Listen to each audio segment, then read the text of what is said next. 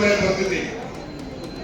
అటువంటి రేషన్ కార్డులకు సంబంధించి హైదరాబాద్ 17 నియోజకవర్గాల్లో దాదాపు 55,000 రేషన్ కార్డులను నూతనంగా ఇవ్వడంతో పాటుగా కొత్తగా మార్పు చేర్పుల పేరు మీద 2 లక్షల పైన కొత్త సభ్యులను చేర్చే విధంగా ప్రభుత్వం పరిశీలన తర్వాత వాటి అర్హతను బట్టి నిర్ణయించాలి.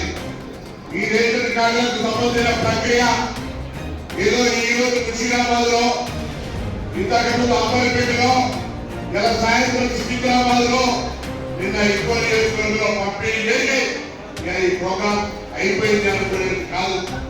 రేషన్ కార్డుల ప్రక్రియ అవసరాలను బట్టి కొత్తగా కుటుంబ సభ్యులు వచ్చినా, కొత్తగా యువకులు పెళ్లి చేసుకున్నా వాళ్ళ పేర్ల మీద రేషన్ కార్డు పెట్టుకునే విధంగా ఈ ప్రభుత్వాన్ని ఈ రేషన్ కార్డుల పంపిణీ ప్రక్రియను నిరంతరం చేస్తుంది అనే మాటని సందర్భంగా మేము ముందు మనవి చేస్తా ఉన్నా.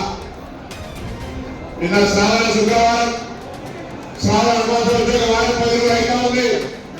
దానికంటే ముందు హైదరాబాద్ అంతా ఆషాఢ మాస బోనాలు పండుగ అనుకున్నాం.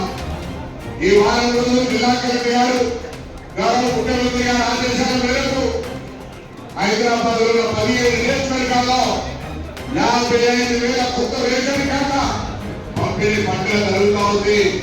ఇది ఒక పెద్ద మార్పు. మనందరూ కూడా సామాజికంగా ఒక గుర్తింపుకి రేషన్ కార్డును మరి పొందుతున్నామని వాటి సందర్భంగా మనం చెప్తా ఉన్నా.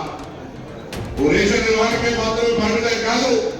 రేషన్ కార్డుకు సంబంధించి ఈ రోజు గతంలో దొడ్డు బియ్యం ఇచ్చేటువంటి పరిస్థితుల్లో